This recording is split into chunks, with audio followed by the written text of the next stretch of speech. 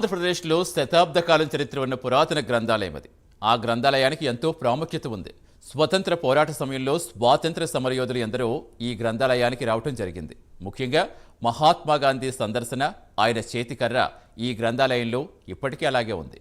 స్వాతంత్ర్యం వచ్చిన సమయంలో ప్రచురించిన న్యూస్ పేపర్, అనేకమైన పురాతన జ్ఞాపకాలు, పురాతన పుస్తకాల సంపద ఆ గ్రంథాలయం సొంతం. ఇంతకీ ఆ గ్రంథాలయం ఎక్కడ ఉంది, దాని పేరేంటి తెలుసుకోవాలంటే ప్రైమ్ 9 స్పెషల్ స్టోరీ చూడాల్సిందే.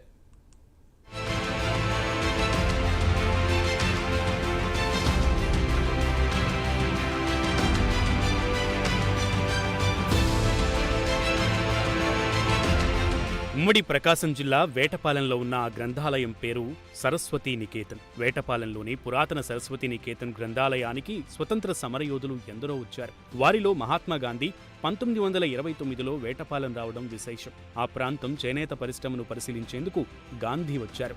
ఆ సమయంలోనే గ్రంథాలయంలో బస చేశారు. అప్పుడు మహాత్మా గాంధీని చూడడానికి చుట్టుప్రక్కల గ్రామాల నుంచి జనాలు విపరీతంగా వచ్చారు. దీంతో తొక్కిసలాట జరిగింది. ఆ తొక్కిసలాటలో గాంధీ చేతికర్ర విరిగిపోయింది. దీంతో ఆ చేతికర్రను మీరే ఉంచుకోండి అని గ్రంథాలయానికి అప్పగించారు.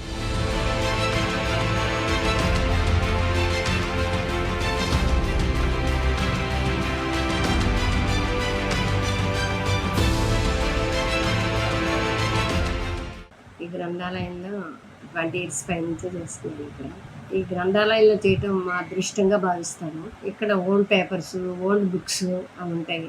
ఎక్కువ ఏజ్డ్ పీపుల్స్ బాగా వస్తూ ఉంటారు. అది కాక ఇక్కడ పెద్ద పెద్ద వాళ్ళు వచ్చిన ప్లేస్ ఇది. గాంధీ గారు 1929లో వచ్చారు. వచ్చినప్పుడు ఆయన స్టిక్ మధ్యలో జాయింట్ ఇరిగిపోతే జనం ఒత్తిడి మూలాన అది మాకు లైబ్రరీకి ఇచ్చింది.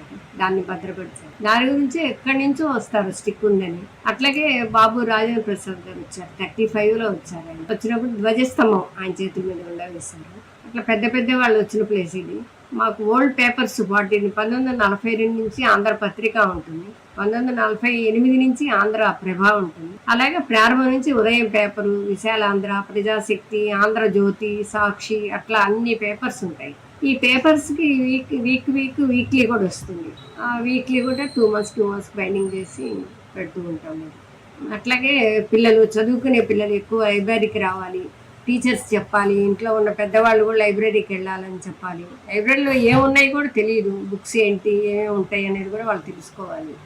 గాంధీ ఉపయోగించిన చేతికర్ర ఇప్పటికీ భద్రపరిచి ఉంచటం విశేషంగా చెప్పొచ్చు. ఆ కర్రని చూడడానికి దేశవ్యాప్తంగా అనేక మంది వస్తుంటారు.